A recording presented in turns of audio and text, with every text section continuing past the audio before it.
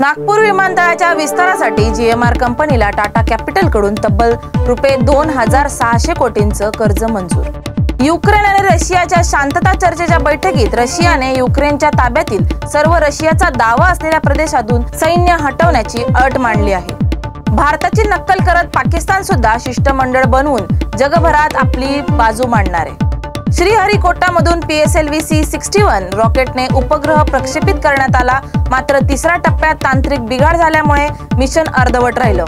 मुकेश अंबानी यांच्या रिलायन्स इंडस्ट्रीजने 25,500 कोटी रुपयांचे परदेशी कर्ज उचलले आहे। 10वी निकालानंतर 11वीची ऑनलाईन प्रक्रिया उद्यापासून सुरू होणार आहे।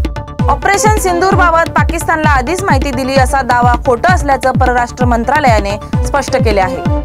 न्यूयॉर्कमध्ये मेक्सिकन नौदलाच्या प्रशिक्षण जहाजाचा ब्रुकलिन ब्रिजला धडकला। 297 फूट लांब असलेल्या क्वाओटेमॉक या जहाजाच्या 3 नौकास्तंभापैकी एका नौकास्तंभाचा भाग पुलाला धडकला।